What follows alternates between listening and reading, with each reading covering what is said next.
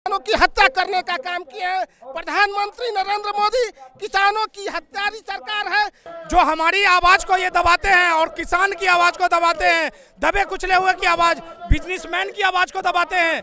ये ऐसा चलने वाला नहीं है। ये छाती पर गाड़ी चढ़ाया जाता है। किसान की आवाज को प्रधानमंत्री नरेंद्र मोदी कुचलने का काम करते हैं।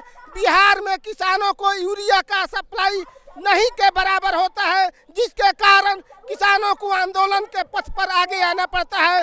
नाम सर, अपना नाम बता दीजिए। प्रमोद राय, उपाध्यक्ष हैं बिहार प्रदेश किसान कांग्रेस के। धन्यवाद। छाती पर गाड़ी चढ़ाया जाता है। किसान की आवाज को प्रधानमंत्री नरेंद्र मोदी कुचलने का काम करते हैं। बिहार में किसानों को यूरिया का सप्लाई नहीं के बराबर होता है, जिसके कारण किसानों को आंदोलन के पथ पर आगे आना पड़ता है। आज जंतर मंतर पर लाखों की संख्या में जो किसान आज उमड़े हैं, उसका मुख्य कारण है किसानों की आवाज को प्रधानमंत्री नरेंद्र मोदी गाला घोटना चाहते हैं। वे कारपोरेट घरानों के गुलाम बनकर किसानों को कुचलना चाहते हैं। किसान कांग्रेस सुखपाल सिंह खैरा की अगुवाई में किसानों की आवाज को सड़क से संसद तक उठाने का काम करेगी। सर, जहाँ पर जो किसान लोग आ रखे हैं, उनकी यहाँ पर डिमांड क्या है कि ऐसा क्या होना चाहिए, क्या इस व्यवस्था में, क्या शासन में क्या बदलाव होने चाहिए जिससे उन लोगों को उनका हक मिल सके? किसानों के फसलों को जो बेचने का तरीका है, किसानों के खेत से ही किसानों का फसल बिके, किसानों के फसल के समर्थन मूल्य उनको सही समय पर मिले, लेकिन ऐसा नहीं हो पाता। किसान अपना फसल लेकर दर दर मंडियों में भटकते रहता है, लेकिन उनके फसलों का सही मूल्य नहीं मिल पाता है। किसान अपने फसल को सड़क पर फेंक कर भाग जाता है।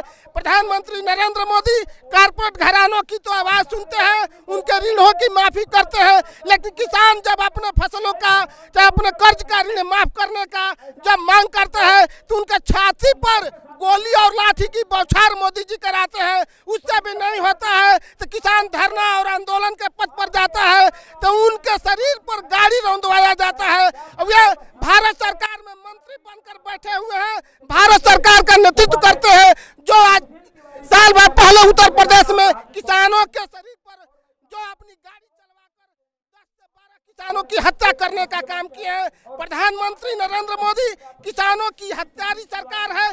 कांग्रेस किसानों की आवाज को प्रमुखता के साथ सुखपाल सिंह खैरा जी की अगुवाई में बुलंद करने का काम करेगी।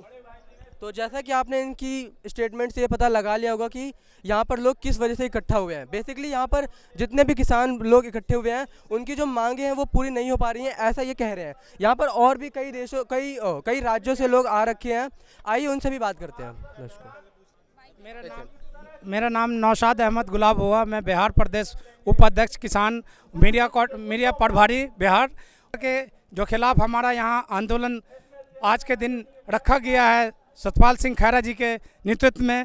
ये नरेंद्र मोदी सरकार जो है किसानों को कुचलने का काम, जब से ये सरकार आई है 8 साल हो गया कंप्लीट।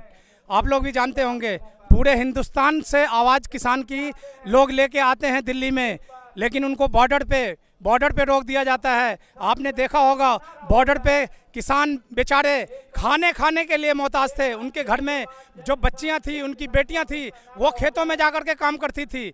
लेकिन ये सरकार कान पे जो है ना, जो पगड़ी बांध करके बैठी हुई थी, इनको ये सुनवाई नहीं दे रही थी कि जो ये लोग बैठे हुए हैं ठंड के टाइम में। आपने देखा होगा, मीडिया वाले आप लोग वहाँ पे कवरेज किया होगा और पूरी दुनिया के लोगों ने देखा, पूरे विश्व में लोगों ने देखा। ये ऐसी निकम्मी सरकार है नरेंद्र मोदी।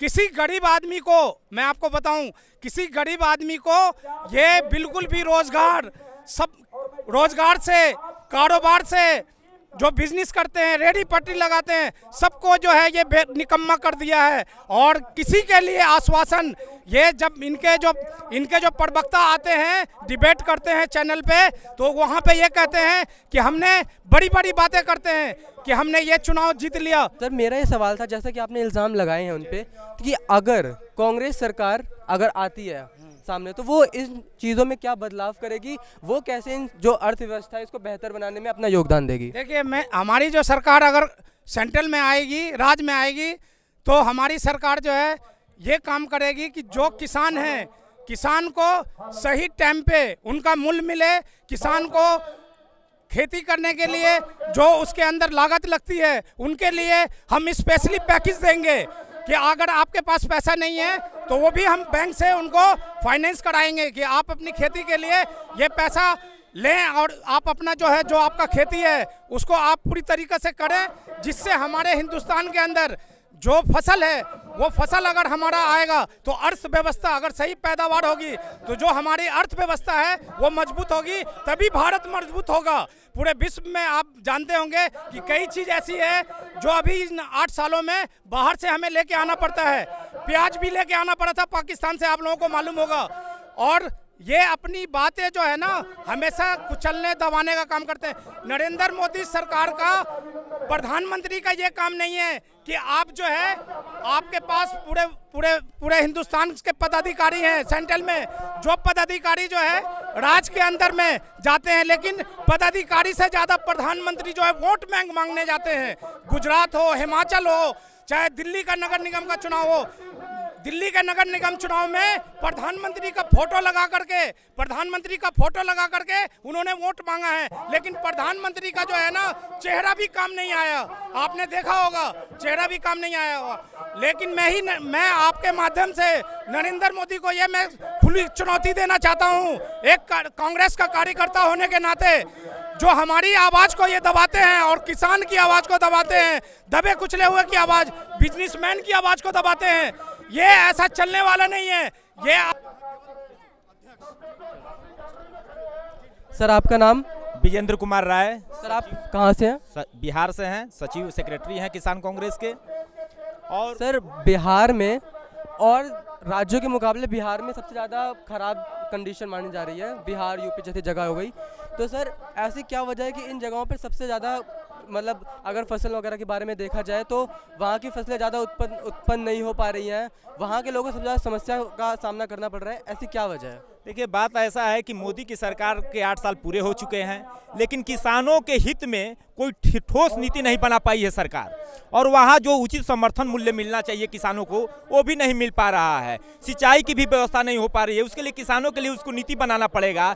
जो भी बिचौलिए हैं, बिचौलिए के माध्यम से जो अनाजों का बिक्री किया जाता है, जिससे किसानों का सिर्फ लॉस ही लॉस दिखाई पड़ता है।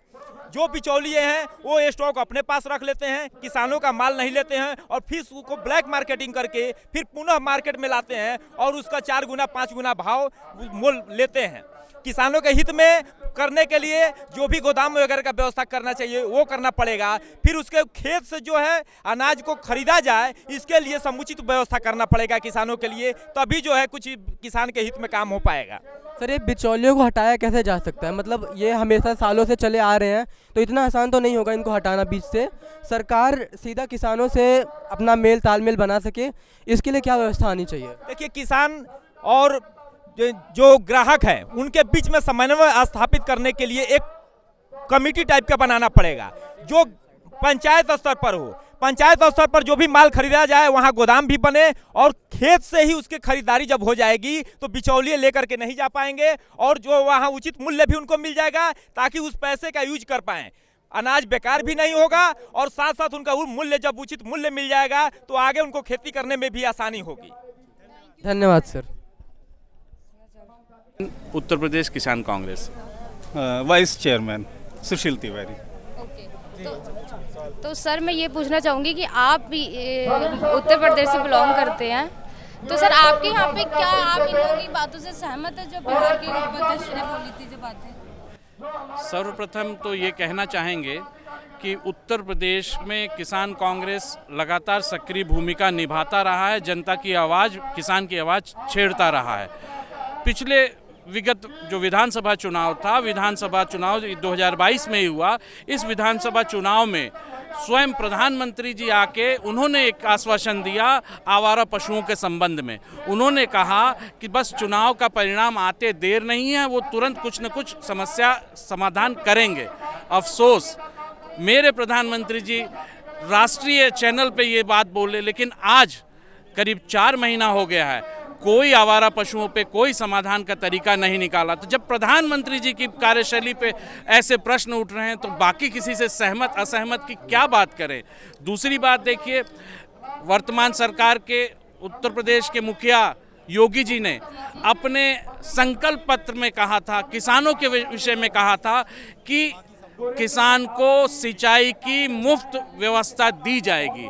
जब सिंचाई की मुफ्त व्यवस्था के बारे में उन्होंने अपने संकल्प पत्र में कहा और आज परिस्थिति ये है कि किसान के ट्यूबवेलों पे मीटर लगाए जा रहे हैं। स्पष्ट है कि संकल्प पत्र में भी जो दिया गया, जो कहा गया, उसे ये सरकार स्वयं सिंसियरली लेती नहीं है। तो ऐसी परिस्थिति में विवश होकर किसान आक्रोशित होकर प्रदर्शन यहाँ कर रहा है और प्रत्येक तहसीलों में अपनी आवाज़ बुलंदी से रख रहा है।